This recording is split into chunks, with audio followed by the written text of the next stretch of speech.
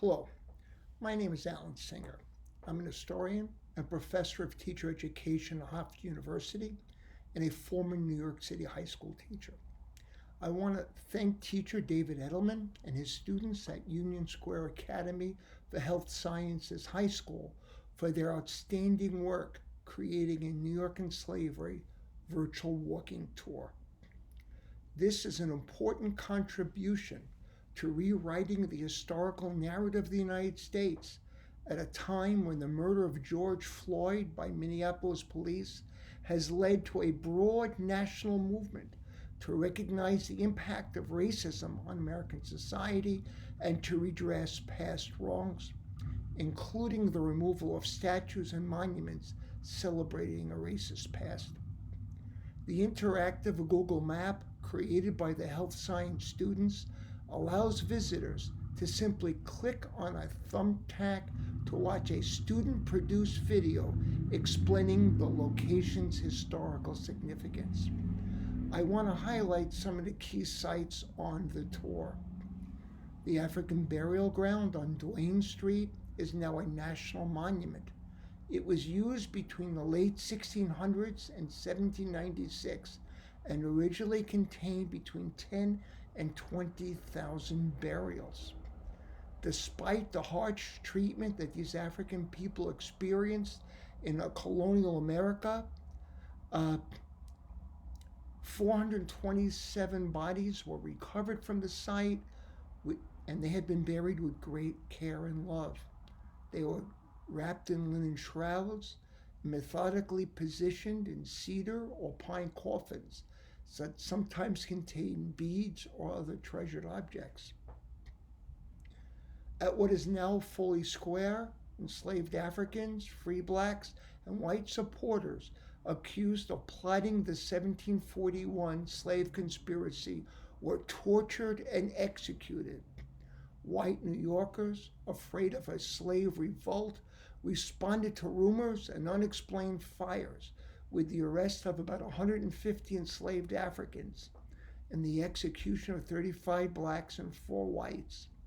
Historians continue to doubt whether a slave conspiracy ever existed.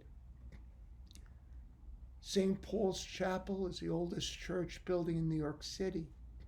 Enslaved Africans helped build St. Paul's and the original Trinity Church, but had to pray in separate sections and could not be buried in their cemeteries. The Wall Street slave market was at the corner of Wall and Water Street. It was a market for the sale and hire of enslaved Africans established in 1711 by the New York City Common Council. The office of a slave trade financier was at 55 South Street. Moses Taylor was a sugar merchant and banker, a member of the board of Citibank, where he served as president from 1855 until his death in 1882. Taylor's personal resources and role as a business agent for the leading exporters of Cuban sugar to the United States was invaluable to the growth of the institution now known as Citicorp. At the South Street Seaport, the original building where slave traders met and planned their voyages still stand, and it remains unmarked. The men who smuggled enslaved Africans referred to themselves as blackbirders, and their illegal human cargo as black ivory. Their favorite New York City meeting site was Sweet's Restaurant at the corner of Fulton and South Streets. In Brooklyn, where I live, to have street creds, you have to be able to rap. Teens know me as the rapper Reese's Pieces.